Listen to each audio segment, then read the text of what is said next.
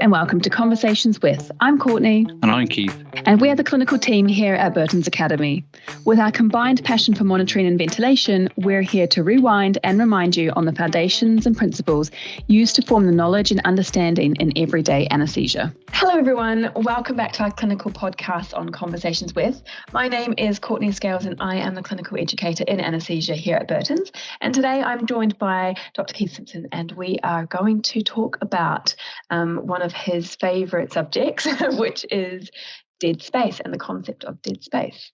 So I think there's a lot of us that understand dead space as kind of a concept where it's just part of the airways that is not really involved in gas exchange. But recently I've learned it's so much more than that. So to get us started, Keith, welcome to the show. And it would be wonderful if you could tell us what dead space is. Yeah, I think that's the very first point, isn't it? What is dead space? I think it's a very, very misunderstood concept. I think you talk to different people from different backgrounds, and you'll find that you'll get sort of different understandings of what dead space is. And probably one of the worst misunderstandings is that people confuse dead space and circuit volume. In other words, we'll show people a 22 millimeter dead space circuit and show them a 15 millimeter dead space patient circuit and say, what's the dead space difference between these two? And they'll say, well, that one's a lot bigger, so it must have a lot more dead space. Well, that's circuit volume, not dead space. So we need to define, to start with, what dead space actually is. So I would like to think of dead space as the part of the airway that sees or experiences bidirectional flow of gas. So you've got gas that's breathed in and gas that's breathed out. So if you think about it, if you take like a Y piece from a circle system down to a patient, the tubing coming from the circle all the way down to that Y piece, that's the inspiratory limits going in one direction. That's not part of dead space because that's single direction. The tubing going from the Y piece back up to the circle again, single direction. And that's not dead space. That's just single direction. At the point where the two join at the junction of the Y, then you've got the long part of the Y which goes down to the patient, and then you've got air that goes down to the patient and back up. So we've got bidirectional travel of gas there. So that's where the dead space occurs. Okay, so that's kind of the best definition, I think, is where you've got bidirectional travel of gas that isn't involved in gaseous exchange. So it perpetuates down that Y piece, through the ET connector, down the ET tube, into the trachea, down the major bronchioles, right down to the last branch where we then branch into the alveoli. And all of that is dead space. There's no functional exchange of oxygen or CO2 in that part. That's all what we call dead space. So that's the whole concept. We've got a bit of apparatus dead space. We've got a bit of patient, should we call dead space to start with. We'll clarify that later. We've got those two bits that make up the total dead space. So that's dead space. So I think a lot of people get confused and they look at large animal circuit, which got 2-inch tubes, and they go, oh, look at all that dead space. But let's be clear, that's not dead space, that's circuit volume. And that's a whole different concept in itself. We can talk about that again at another time, about the effect of circuit volume and what that has on the response to changing anaesthetics. But we're talking about dead space here. So dead space is that part of the circuit that's got bidirectional flow, but has bidirectional flow with no involvement in gaseous exchange. So there's our kind of first concept, which is great. So now we understand dead space, which is, I say, that's great, but two questions then arise. How big can it be, and what do you do about it? And I think those questions, A, aren't often asked, B, certainly aren't answered in most of the sort of normal approaches to teaching respiration or ventilation. So we need to look at those two questions. How big can it be and what do you do about it? So how big can it be? Well, then that leads us into a whole new sort of concept about what makes up dead space and what does dead space mean to the patient. And I like to think about or introduce people to this concept of dead space in the patient. We know the windpipe, the trachea is basically dead space. So you can have a windpipe or trachea in a giraffe, which is 1.5 meters, 2 meters long, and you can have a trachea in a horse, which is 60 centimeters long. So how come the giraffe isn't physiologically disadvantaged compared to the horse? And how come someone that's 6 foot tall isn't physiologically disadvantaged compared to someone who's 4 foot tall? Because they'll have a different size trachea. So there must be, if you think about it, this variation of dead space. There must be some compensatory mechanism within us that enables us to just cope with that dead space. So how big can it be? That if you ask that question, then you begin to think, well, it's as big as the patient can cope with, because there's some adaptive mechanism going on there. So it's not really straightforward. And we need to then, I think, if we're going to start looking at dead space, start to understand what dead space impact has on normal breathing. So let's take dogs and humans as they're sort of very similar models. They've got a dead space of roughly 25%, which might surprise people. It means that an animal that breathes in a 400 ml tidal volume, or if I breathe in a 400 ml tidal volume, only 300 mils of that is going to actually get down to the alveoli and do any exchange ventilation. So 25% is quite a big deal. What it means is that when you set your ventilator, if you're ventilating, and you deliver 400 mils, only 300 mils of that has any effective ventilation capacity. Okay, so the variation in dead space occurs between the species. And I think if we look at horses, that gets even more astonishing, because the dead space, typical dead space in horses, is somewhere between 50 to 60%. So I think I may have mentioned this before, but you've got a horse that's breathing 5 liters. Only 40% of that is getting to the lungs that do any exchange. That's only 2 liters. So there's a massive amount of dead space having a massive impact on what's being taken into the lung. So taking that a little bit further, if we're giving that 5 liters to a horse, but only 2 liters is actually doing any good, we've got 3 liters which isn't. So there must be something that the horse is doing that enables it to cope with that massive loss of inspiratory volume. So we start looking at this, a new concept. So we just, instead of thinking about tidal volume, let's think about the amount of active volume, for want of a better term, that actually does some good in the horse. So the horse breathes in that 5 liters, but the active volume is the 2 liters. So that 2 liters, say, and a breathing rate for a horse of, let's take some easy numbers, say 10 breaths a minute. So now we've got 2 liters, 10 breaths a minute. We've got a minute volume of 20 liters. So what is happening is that the horse is adapted to a resting minute volume of 20 liters. And in spite of its dead space, that is what is required in a horse, minute volume of 20 liters, to sustain normal input and output of CO2 and oxygen, keep everything at a nice level. Decent oxygenation, decent elimination of CO2, with a minute volume, and what we will now call an alveolar minute volume of 20 liters per minute. And that, I think, is the main point. It's an alveolar exchange we're looking at. We don't really care about the whole tidal volume. We're really interested in the alveolar volume exchange, because that's the one that does all the work. So one of the questions, how big can it be? Well,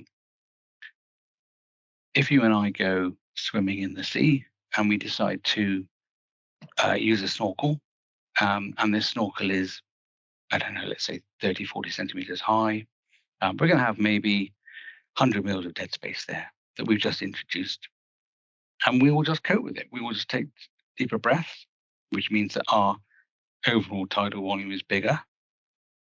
And we may breathe faster, which means our respiratory rate is up. So our collective minute volume is increased. And so that will compensate for the reduction in alveolar volume. So I hear you say, why is it? I'm just thinking about my snorkeling previously going, with the very long snorkel. So I'm looking forward to this bit. Yeah, but you cope, don't you? I mean, the thing is that you cope. You don't sort of become hypercapnic and pass out. You cope. So you're there. Before you snorkel, you've got, I say 400 mil tidal volume, and you've got 300 mils of active alveolar ventilation per breath. Then you stick a snorkel on the top, which has now got 100 mils of dead space. So now we've got 200 mils of dead space, and you breathe in 400 mils. Actually, you now only got 200 mils of active alveolar ventilation. So we've gone from 300 mils of active alveolar ventilation down to 200 mils. And what we do is we increase our respiratory rate to get our alveolar minute volume back to where it was before. So let's say, I'll just try and do the math in my head quickly. If we got 300 mils and we're breathing 10 breaths a minute, that's 3 liters of alveolar minute volume. Yeah, 3 liters. And then we decrease that to 2 liters because we have an extra 100 mils of dead space. We then got to breathe at 15 breaths a minute. We're back to an alveolar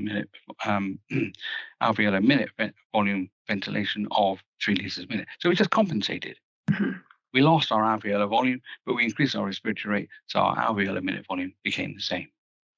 Okay.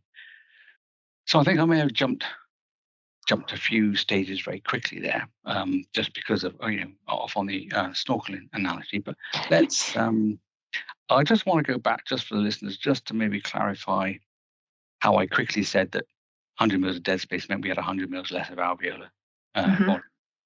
So let's just think about what happens if we put 400 mils into a dog with 100 mils of dead space. So let's assume that we've got no breath, we're a resting stage, and we start putting in that 400 mils. Well, the first 100 mils just pushes gas down the windpipe, down the bronchioles, and all down those non-exchange tissues until that 100 mils has been used up. Okay? And then we've only got 300 mils left, which is then going to fill up and inflate the lung. So even though we put 400 mils in, only 300 mils gets to do any active work because the first 100 mils was full of expired CO2 from the previous breath. So it has no exchange ability at all because it's got the same CO2 as what the animal had in the lungs anyway. So we're not going to get rid of that CO2 or expire it. So that's just going back into the lungs. So that's dead space. So that 100 mils of dead space of the anatomical dead space means that our delivered to 400 ends up being 300. So let's add another 10 mils on the end. Let's put a bit of a long EG tube or a capnograph sampling port or something on the end. Now we've got 110 mils. So now we've got to displace 110 mils of that 400 mils until we get that oxygen and that gas delivered into the alveoli. So now we're down from 300 to 290. And so the maths goes on. The more you add in dead space, the more you take off in alveolar ventilation. So it's a very simple summary. Anything you add in dead space is going to rob you of alveolar ventilation. And I know I've seen previously in one of your talks a picture of a robber, like a bank robber with a sack on his bag. And it's explaining that he's quite literally, he's dead space and he is the thief of tidal volume. Absolutely. Or more specifically, the alveolar volume. Yeah, that's exactly. And I think that's the way to think about it. So dead space is the thief of alveolar volume. That's exactly what happens. Any dead space you add to that patient is going to rob it of effective alveolar ventilation. And as we explained with the snorkel analogy, if you do that, then you basically just breathe deeper and faster to get your alveolar minute volume ventilation back to where it was before. And in which case, all your parameters will be the same. Your oxygen exchange will be the same. Your CO2 exchange will be the same. So you've compensated for that increase in dead space. So we can like compensate consciously. Absolutely. However, we have to do something for our patients when we anaesthetize them because that's in our control now, isn't it?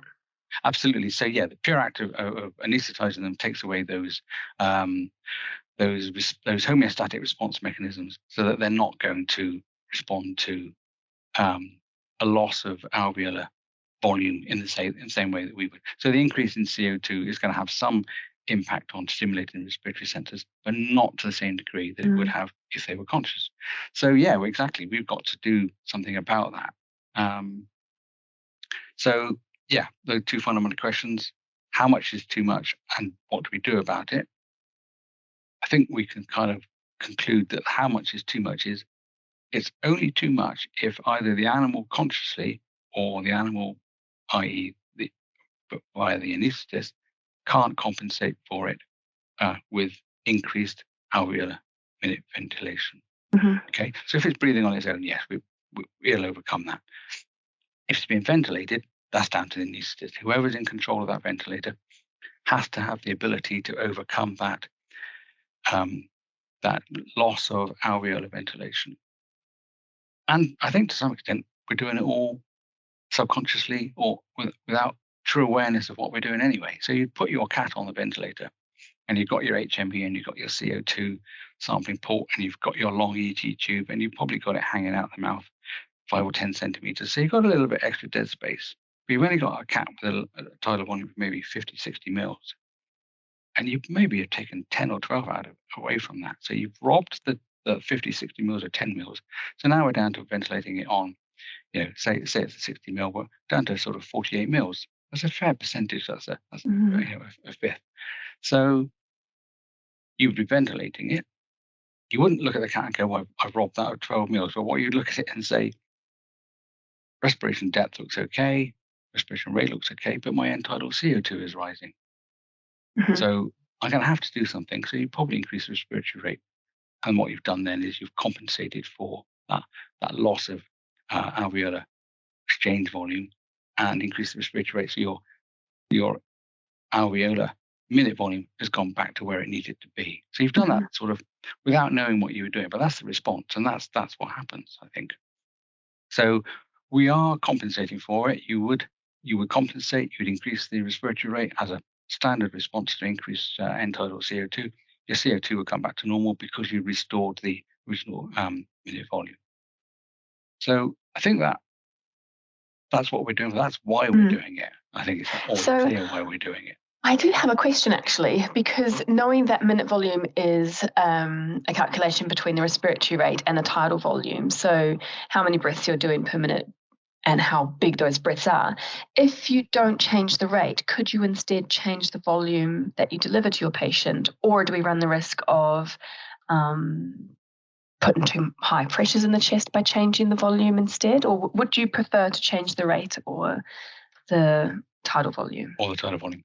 Yeah, I think when you're ventilating, when you start ventilating a patient, you aim to deliver an adequate tidal volume. You look for a target peak inspiratory pressure of, say our cat, we're looking for maybe 9-10 centimeters of water, and you get it ventilating nicely, and you've got nice target pressures and nice excursion of the chest, and then you realize that its end tidal CO is coming up, and you've got two options. You're absolutely right, because the end tidal CO2 is going up, so your response has got to be, let's increase the minute volume, and thereby the alveolar minute volume. We'll increase the minute volume so we can do respiratory rate, we can do tidal volume. Personally, I feel I've just worked hard to get my tidal volume right, to get my peak inspiratory pressure right. I don't want to up it because that's going to put my peak inspiratory pressure up. Maybe only put it up to maybe 12 or whatever, but it's higher than I would like to see on a normal ventilation in a cat. And also, what do I do next if that's not sufficient? Do I increase it again? I think when you got a cat that's breathing maybe 20 breaths per minute, putting it up to 25 breaths a minute isn't onerous. It's not difficult to do. It doesn't introduce very short expiratory times. So I would start with changing the respiratory rate to change my minute volume, and thereby change my alveolar minute volume. So I'm just thinking, I'm trying to also think back to when I've been fortunate enough to work with spirometry, and let's pick our normal size cat that's got the tidal volume normally of 50 mils. And we've got no airway adapters on at this stage. We're delivering 50 in and out of the patient, and they're really happy. The CO2 is nice and normal, etc. And then the cat starts to get cold. So we think, right, now let's put this HME on. Let's try and look after its mucosal health. So we put this HME on, and we forget that it's going to take a few mils. Let's say, what would a normal HME, how many mils would that hold? Depends what they are, but maybe six. Maybe six, okay. Something like that, yeah. So we've got our 50 mils that was going in really happily. Our cat was super happy. Now it's got a bit cold. We put our HME on, and now we've added, I'll just say 5 mils to make maths easy. So now we're actually only delivering 45 mils to the cat, because 5 mils is now in the filter. However, our machine still just says it's delivering 50 mils, doesn't it? Of course. So actually what we need to do is not worry that, oh my gosh, now I'm delivering this tidal volume that looks like it's not 10 to 15 mils per kilogram. Now it looks like it's 25 mils per kilogram, but actually it might be a higher tidal volume because we're almost breathing. We're using that filter now as a little bit of additional part of that patient. Absolutely, that's just become a dead space, and to overcome it. So yes, and if you have one of those machines that reports the effective minute volume that you're delivering, you may find that it's gone up quite considerably or noticeably, and certainly it has. But that is the response mechanism that you need to achieve to put things back to where they should be. So really, I mean, I often go into work and cut ET tubes as well when I'm in practice because it's huge. And I think even our brachycephalics, who are already conformationally very oddly shaped, and they already have a low tidal volume, like a brachycephalic dog might even just have a tidal volume as low as 7 to 10 mils per kilogram. And then what we do is we place these ET tubes into them that are designed for dogs that have this anatomical dead space of a nose. And then suddenly you've got about 20 centimeters almost hanging out of this brachycephalic that has a very low tidal volume anyway. And then we go and put a capnography on them, and I'm thinking there's maybe some times in my career where I haven't been giving the dog anything. Well, certainly reducing it drastically, I think. Yeah. And I think we have a sort of responsibility to look at what's hanging out, the mouth, and look at the length of the ET tube and all the connectors on it, and do a quick calculation. I mean, there's a very, very quick calculation you can do of about, because it's based on a 15 millimeter diameter circuit, roughly, until you get to the ET tube. Anything before the ET tube, take 2 mils per centimeter. That's kind of what would. So if you've got 10 mils of airway adapter because you've got a capnograph and you've got an HME or something, if you've got 10 mils, then that's 20 mils of dead space you've got there. So what sort of compensation can you do for 20 mils? Well, 10% compensation is easy. In other words, if you've got a patient that's got a 200 mil tidal volume and you've got 20 mils of extra dead space, that's pretty easy to compensate for in ventilation terms, even spontaneously, even consciously, but particularly with a mechanical ventilator. So you can you will just respond. You'll see the increased end tidal CO2, and then you'll increase the respiratory rate, and your end tidal CO2 will go back to normal. So 10% is easy to accommodate for.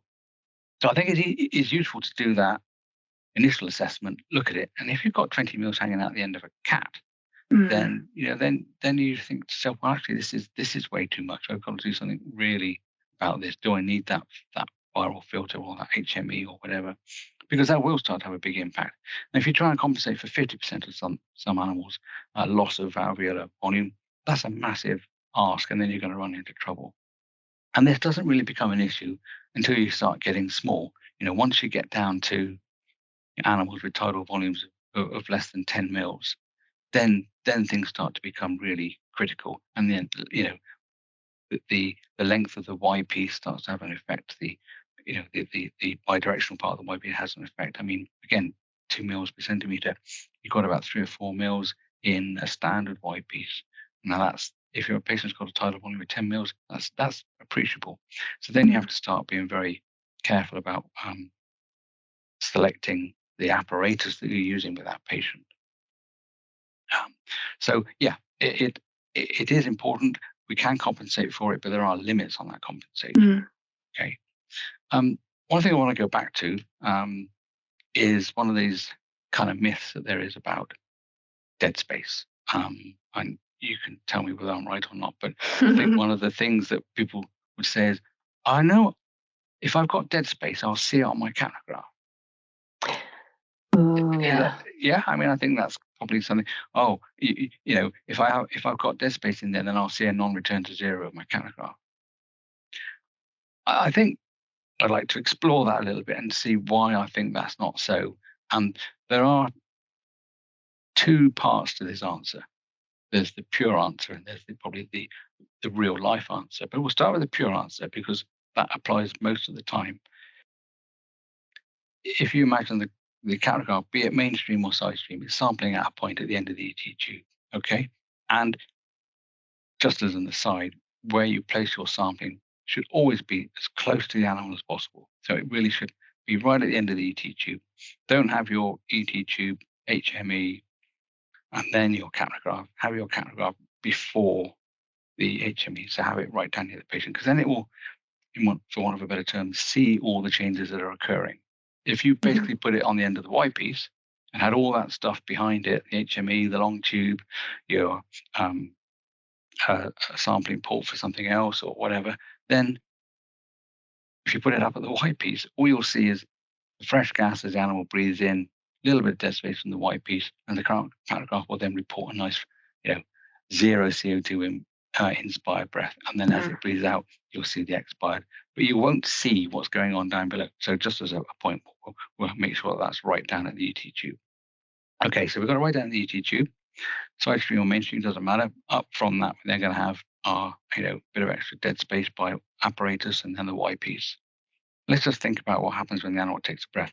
That apparatus dead space, up away from the patient, is going to be full of expired CO2 from the end of the last breath. The animal's going to breathe in. That's going to pass by the capnograph. That's going to stay as high. It's going to be, so it's going to be 42, 43 millimeters of mercury, shall we say, until it then starts to see all the fresh gas that's coming in from the inspiratory limb coming past it. And then it's going to go to zero because all that dead space has been passed down and we come to zero. So the rest of the breath will be normal. Okay. And then our capnograph, our trace will have gone down to zero. And then the animal takes a breath, breathes out. Then the fresh gas will come out of the airways that's not been involved in exchange, and then we'll start to see the CO2 and that typical rise, that phase 2 rise, and then it'll go up to phase 3 in the plateau, and then we'll have a high end total CO2 value on the capnograph. Okay, and then the animal breathes in again. So what's happening is, all that's happening is that the CO2 is staying higher for longer than you would expect, because as the animal breathes in, after the end of expiration, it's high. It breathes in, it stays high until it's breathed that back in again from the Y piece down to the capnograph, and then it goes low. So it's got a slight extension in the. I was going to say, is it the plateau? The plateau will appear to stay high plateau, but actually, yes, it does go down to baseline eventually, but that's when, so they've exhaled along the dead space in the sample, and then they are, there's so much dead space, there's no gas flow pushing it out the way, so they've exhaled all the way along it, and now we're at the top of our plateau, and we don't have that end tidal dip straight down because we're not yet taking in any fresh gas. But when we start to breathe in all of that CO2 rich gases that's still in our dead space, it just looks like one very big long plateau, and then eventually it goes down because eventually they get the fresh gas. But okay, so it's delayed which only I think by the is CO2. A huge. I really love to see this kind of on a presentation where we could mimic it, because it's hard just to use our words in this instance without demonstrating people could see us now, they'd see I'm waving my arms around, I'm drawing it in the sky, and I'm doing my lines and dropping them down. And you need to kind of see it. But through the medium of voice that we have at the moment, hopefully we can convey the fact that the CO2 goes high, and then when the animal starts to breathe in, it stays high because it has a while pull before back that its dead space gases, really. Gas, that's right. Yeah. And then it goes to zero. So the thought and the sort of premise that adding dead space causes a non-return to zero. If you've got pure dead space, and I use the term carefully because it is pure dead space. We can talk in a minute about effective dead space, which is a different thing. But pure dead space, where it's purely a volume between the single flow of gas, the inspiratory expiratory limb, and the bidirectional flow of gas. When it's in that that volume, then that will give you a return to zero, because you just breathe in that extra bit of extra CO2, it keeps the CO2 line high for a bit, but then it drops to zero because it must, because there's all fresh gas coming in then. So I said at the beginning of this, there's like the pure, and then there's the real life. So if we put an HME in there, so an HME, you've got a 50 mil connector, and then you've got a filter. And what happens is that filter causes a lot of turbulence. So the air, instead of passing through it nice and in a nice laminar fashion, will go through and spin around, and it will cause a lot of mixing. Okay, so there's a lot of turbulence going through the HME. And what will happen then is, because of that turbulence, it takes a while for the inspired gas to fully flush it out and go back to zero. So you can imagine that, you've got high CO2 going through it, so it's full of CO2. Then the fresh gas starts to come in, but because of all the turbulence and mixing in the HME, it won't go straight to zero. So it'll be a much more sort of a rapid drop. And I'm waving my fingers around here, people. There's a rapid drop to zero. Instead of that, we got a sort of a more tailing off, but it will go to zero as long as the breath is long enough and the volume of the HME isn't so big that you've got all this perpetual turbulence and mixing. So that's the real life thing. But if you were to make that the same dead space, 6 mils of dead space, as a pure cylinder with no turbulence, it would absolutely go to zero. So that's the difference between the pure theoretical and real life. The real life is where you introduce turbulence. So dead space with elbows and things like that, you will get what looks like an increase in, or may see a small increase in inspired CO2. But the actual effect is not a cause of non-return to zero. What is a more predominant cause of non-return to zero is an effective dead space. And now let's think about a T-piece circuit. So you've got fresh gas coming in one limb, and effectively you've got a Y again. I mean, look, it's configured as a T, but it's a Y. You've got a limb coming in and a limb going out, and then you've got the common limb going down to the patient.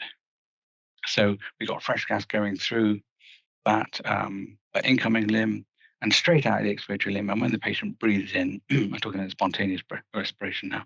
When the animal breathes in, it pulls the fresh gas from the inspiratory limb, fresh gas flow limb, and it pulls a little bit back from the expiratory limb, which is fresh gas because there's been a pause where that expiratory limb is filled up with fresh gas. So it pulls it back from them. Now imagine that you had insufficient gas flow. So we turn our fresh gas flow right down. And now what happens is when we breathe out and we start filling that expiratory limb.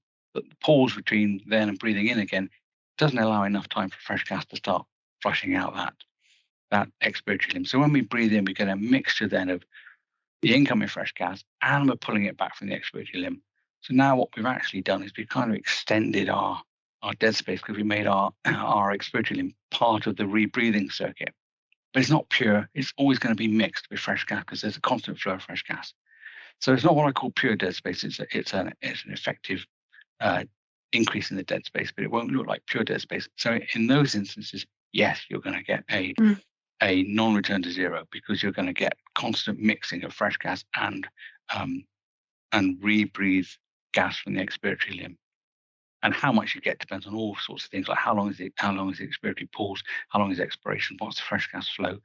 But the concept is, because they're mixing, you'll get a non-return to zero. So that's a very different cause. It's dead space rebreathing. We've extended the dead space into the expiratory limb, but it's not pure. So if we say we've gone up 20 mils of the expiratory limb, by the time we take our breath in, our expired gas has gone 20 centimeters up. We breathe in again. That's not added 20 centimeters of dead space. It's added a fraction of that, maybe half, because of the mixing effect. So it's not a linear relationship like pure dead space, but it does give you the effect of dead space because it introduces rebreathing. So just wanted to clarify that. I don't really want to get into too much of how breathing circuits work and don't work, but just to draw the distinction between pure dead space, where it's from the Y piece, end of the Y, down to the patient as a result of increased volume, compared to the effects we see with inadequate gas flow. I hope that kind of clarifies that. Yeah, it does. And actually, I'm just listening to that. I'm thinking, oh my gosh, I've just written down a question to ask because I'm starting to think I have a lot to learn, actually, because I do know that in practice, whenever I used to see rebreathing, I'd be like, oh, well, it's definitely inadequate fresh gas flow, so let's just turn it up. So there's two things there. Like, that's a good thing because perhaps I'm getting the CO2 out of the way. But actually, if we think about our first conversation about dead space and then potentially, any rebreathing of those gases, was that if we have that very small cat, or no, let's go for a pug. Let's go for a very flat-faced pug that's got one of those super long 26 centimeters size 4 tubes that we have, but only 10 centimeters is in the dog. So I'm thinking now we've got this huge amount of dead space, and I'm thinking to myself, let's just increase the fresh gas flow to flush all the CO2, when really I'm trying to make myself feel better by not seeing rebreathing on my capnograph. But actually now I'm starting to think I was still robbing that dog of alveolar volume. Absolutely, and had your fresh gas flow had no effect on that at all. No, but all I did was make my numbers look normal. Your inspired numbers. Yeah, that's all I was. I was thinking, okay, I've got a pug with a really long ET tube. What I'm going to do, I've seen a bit of rebreathing here. I'm just going to turn the fresh gas flow up and just make myself feel better by having that fresh gas flow flush out or push away CO2. But actually, I still wasn't even giving him enough breath. No, the minute volume ventilation may have been low. Despite but the fresh gas flow would not have done any harm. It would have certainly, had there been any tendency to rebreathe, it would have stopped that. And that on top of, dead space effect would have been worse. So it's not a bad thing to do, but it doesn't in any way cure the effect of additional dead space. So that bit is now being emphasized and kind of, it's hit me like a bit of a wrecking ball through this conversation that I can make my numbers look nice and normal and assume that he's okay. But actually what I'm not even truly thinking about is what that dead space is doing to his alveolar volume as well. That's right. So your inspired volume your inspired values will start to look normal. But if you're inadequately ventilating, then your expired values will start to rise. Yeah. And then no amount of increasing the fresh gas flow is going to change that. That has to be done by increased minute volume ventilation. And that's probably going to be either by a few additional breaths per minute from the anaesthetist, by hand if they're not ventilating, or they're going to have to adjust their ventilator controls. So I definitely do get a few questions when, sometimes people might send me a picture of a capnograph and go, oh, he was so hypercapnic. I did turn up the fresh gas flow though. And that's what I'm thinking, well, that hasn't helped him take more breaths. Exactly. The fresh gas flow has nothing to do with that. Hasn't increased the alveolar ventilation at all. No. So I'm hoping really what people will get from this is that dead space is always there. And what we do is we add to it. And we just have to be careful how much we add to it and be aware that we've added to it, and be aware that if we've added to it, that we make some sort of compensation for it. And that compensation could be really simple, like I just said. If you've got a cat that's you've got to have these connections to it for whatever reason, and you look at it and you go, oh, there's about 8 mils dead space there. Okay, my end tidal CO2 is creeping up. And just give it a few manual breaths in between. Even if it's breathing spontaneously, just give it some manual breaths 2 or 3 times a minute. And that'll just increase the alveolar minute volume ventilation, and it'll improve your end tidal CO2. So it's being aware of it, being aware of what the effect is, and being aware of how to deal with it, I think is the thing about dead space, rather than this kind of abstract concept that, dead space is bad, you mustn't have it, and it's bad, but I don't know why it's bad, and I don't know what to do with it if it's there. I think it's just understanding what it is. And it's a really simple concept, really, when you come down to it. Yeah. It simply just takes away that bit of effective ventilation. You just have to compensate for it. I like that easy step-by-step breakdown you just did then. Yes, we know it exists, but what truly is the impact to that patient? Is that connector going to impact the 5 kilogram cat more than the 50 kilogram Great Dane? Yes. And if we know that it's there, how do we compensate for that? So that just made it sound very I think dead space easy. Is a simple concept. Yeah. But it's kind of, I don't know, through my training, perhaps through your training, never been very well explained, or the consequences of it made aware to me what was going to happen. It took me some while to work out, and in practice and with the patients I dealt with, to start to understand what really was going on. And it's there all the time. And it's ironic that quite a lot of the things we want to use to monitor the respiratory system can just add problems to our respiratory system. Yeah. Let's look at capnography. Fantastic. Let's look at some spirometry values for, ventilator. Fantastic. Now we've just added all of this dead space on. That's right. Yes. The irony. Exactly. Yeah. I'm sure that's somebody's principle, isn't it? You affect something just by the mere act of looking for it. Yeah. I forget the principle now, but yeah, exactly. We are affecting what we're looking for by the fact that we're actually looking for it. Looking for it. Yeah. Well, I hope that's kind of allayed some sort of myth and made it a bit more clear for people what the effect of dead space is.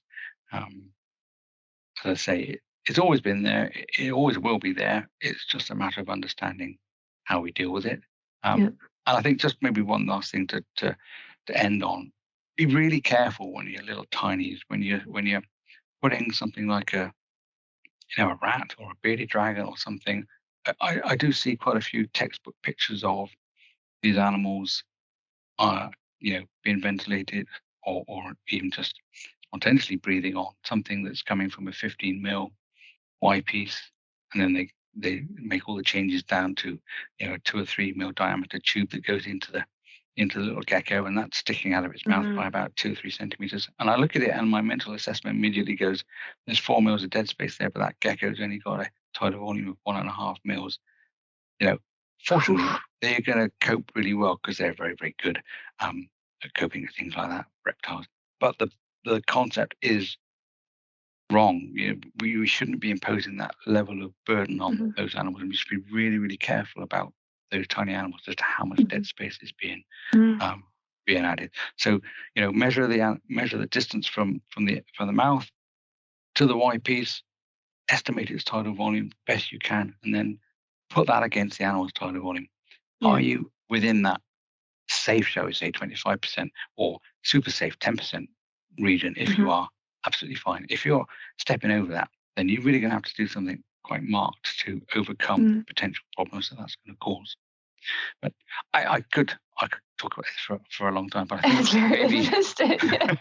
I'm starting to think about work of breathing and these poor dogs that aren't lucky enough to have us ventilate for them, or these poor patients that aren't having us ventilate, and then they have to, just like your snorkel concept, consciously we'll just take those bigger breaths and more often, and we'll really use our respiratory muscles. But I'm thinking now, these poor guys with the dead space we've just talked about how it can impact them. And also another consideration is that it takes so much effort to try and breathe like that. Yeah. And I think work of breathing is, again, one of those concepts that gets trotted out. You say, "Oh, work of breathing," but yeah, it's absolutely real. It is hard work to breathe. If you doubt it, and I do these sort of things, routinely just to sort of see how they affect you. You sit and breathe in and out, even of a 22 mil tube. Yeah. Make it, I don't know, a meter long or 80 centimeters long, and breathe in and out. Yeah, you can compensate for the dead space quite easily for a couple of minutes, and then after 5 minutes, it's actually becoming quite tiring. So you think the effect of the extra work of breathing, the dead space it adds something always. So if you're adding it to a patient that's already debilitated, then it's another effect. So, and it doesn't stop when you take the animal off the ventilator. The effect doesn't stop. I mean, the dead space goes away. You put the animal in the cage, but its muscles are tired. You've still got the tired muscles from the increased effort of work of breathing. So now it's using tired muscles to breathe. So you've still got an effect there, and that can have a profound effect as well. So there are lots of ramifications to excessive dead space and the animal trying to compensate for it.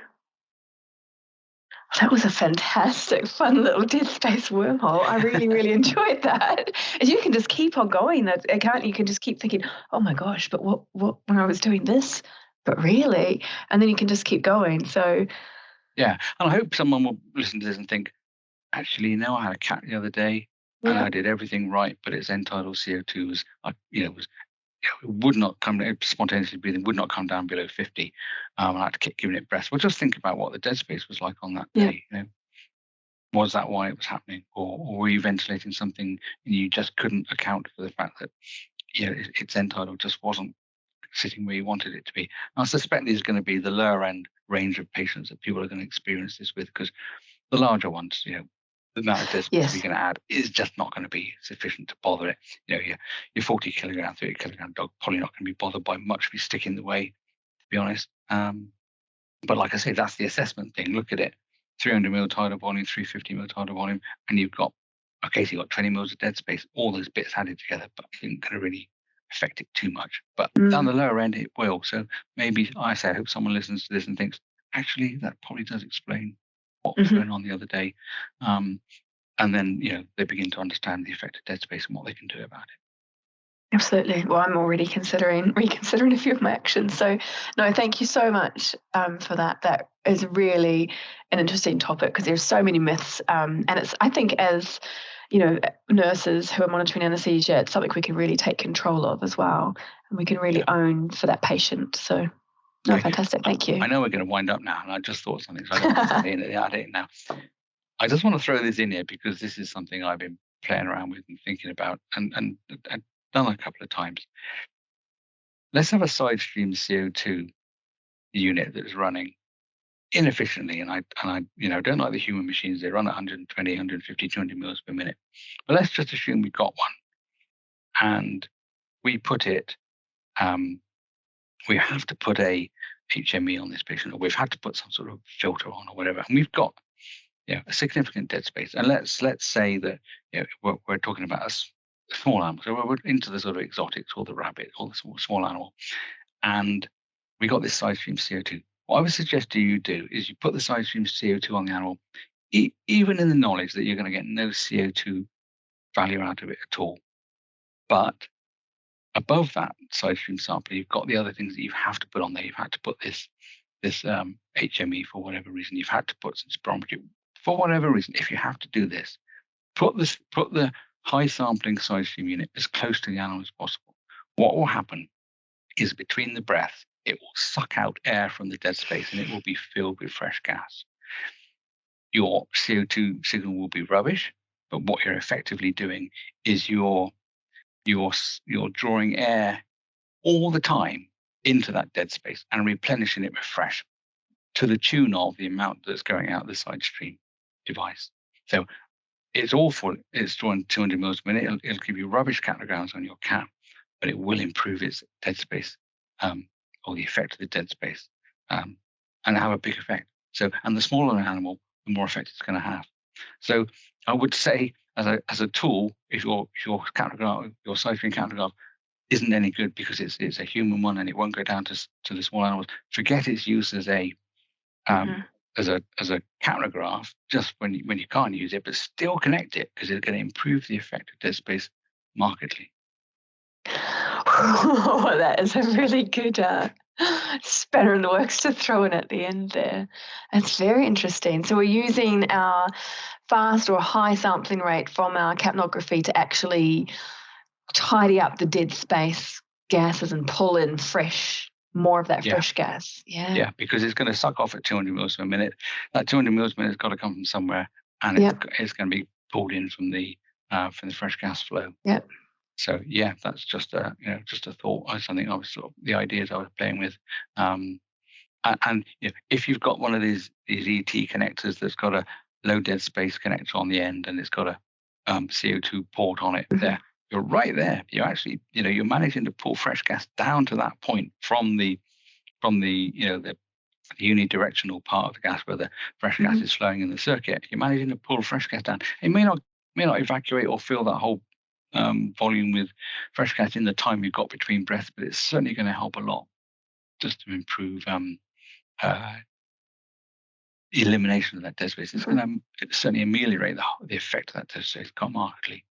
So just one of the musings that I have every now and again about how things work. But that, in that instance, it would actually give you rubbish capnograph reading, but would certainly improve the animal's ability to overcome that dead space, or reduce the effect of that dead space. Okay, thank you, Courtney. I'm going to stop now. Otherwise, we'll keep on going down the rabbit hole. Yeah. But no, that was a really, really good tip. Okay, thanks very much. Fantastic. Thank you. Talk to you soon. Right. Okay, bye now. Thanks for listening to this week's podcast. Don't forget to follow our podcast to stay up to date with the latest episode, and feel free to share with your team. If you have any questions or feedback for us, or simply want to know more about what you've just heard, please send us an email to clinicalsupport@burtons.uk.com. Catch you next time.